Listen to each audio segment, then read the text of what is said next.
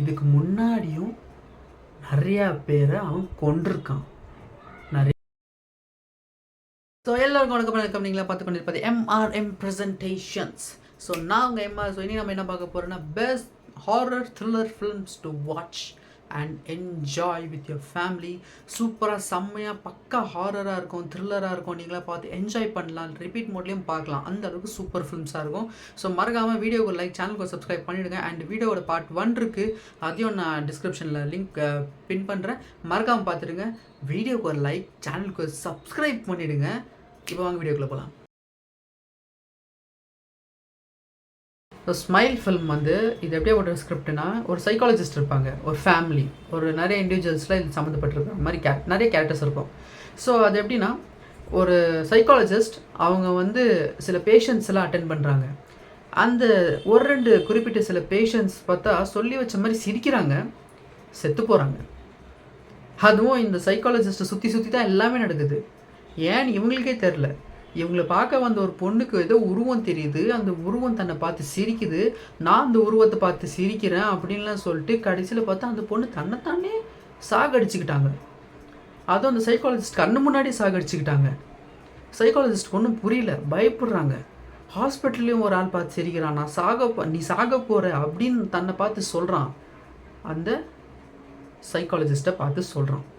இது ஏன் நடக்குது, எதுக்கு நடக்குது, தான் மேலே எதுக்கு இப்படி யாராச்சும் பழி வேணும்னே தான் மேலே போடுறாங்களா, இல்லை இதெல்லாம் உண்மையாகவே ஏதோ உருவம் தான் பண்ணுதா அப்படின்ற ஒரு சந்தேகத்தில் இந்த சைக்காலஜிஸ்ட் போகிறாங்க, தேடுறாங்க. அப்படி தேடும்போது தான் அவங்களுக்கு சில உண்மைகள், சில பதில்கள் தெரிய வருது. இதே மாதிரி இன்னொரு கைதி ஜெயிலில் இருக்கிற ஒரு கைதிக்கும் நடந்திருக்கு. அந்த கைதிகிட்ட இவங்க போய் பேசும்போது, இதெல்லாம் சொல்லும்போது அந்த கைதி அதிர்ச்சி ஆகிறான், ஷாக் ஆகிறான். ஏன்னா இதெல்லாம் நடந்து நீ உயிரோடு இருக்கியா, அவங்க கூட இதெல்லாம் நடந்திருக்கா, அந்த மாதிரி அந்த கைதி ஷாக் ஆகிட்டு கதறான். அங்கேருந்து கூட்டு போக சொல்கிறான். ஏன் கதறினா, எதுக்கு கதறினா, எதுக்கு கூட்டு போக சொல்கிறான், எதுக்கு தன்னை பார்த்து பயப்படணும் அப்படின்னு அந்த சைக்காலஜிஸ்ட்டுக்கு கேள்வி மேலே கேள்விகள்.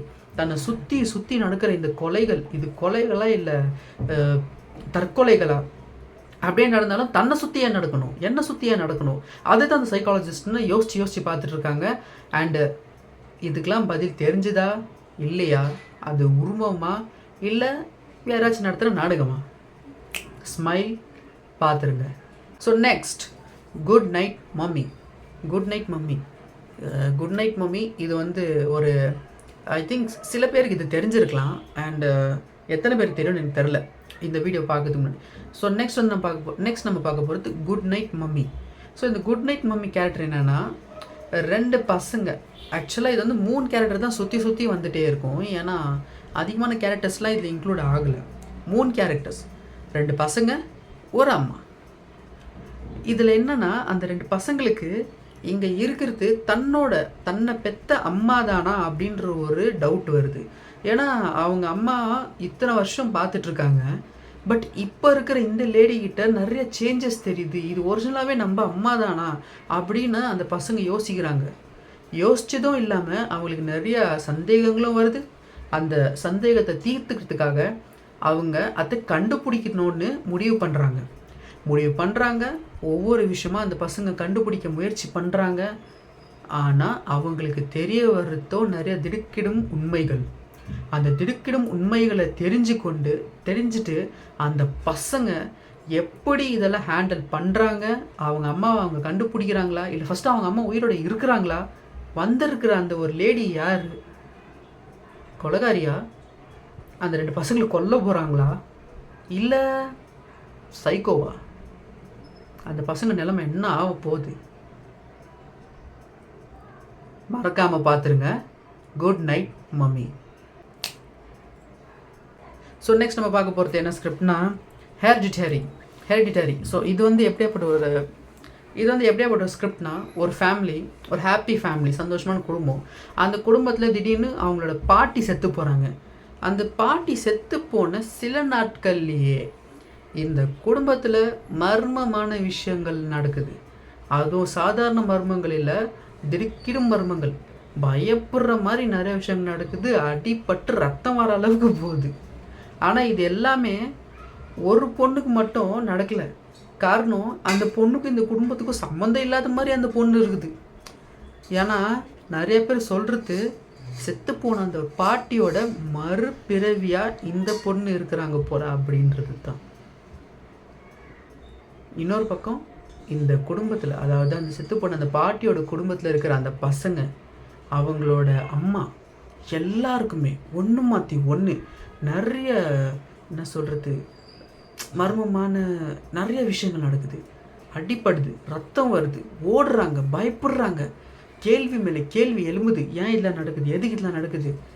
அப்போது உங்கள் தலைமுறையில் ஏதோ ஒன்று இருக்குது.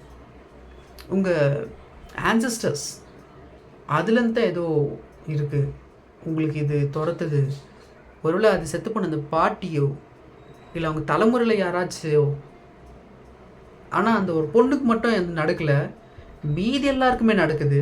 அது எப்படி? இந்த கேள்வியெல்லாம் கண்டுபிடிக்கிற தாய். ஆனால் அவங்களுக்கும் இந்த மாதிரி நிறைய விஷயம் நடக்குது. அப்போ இதெல்லாம் யார் கண்டுபிடிக்கிறா?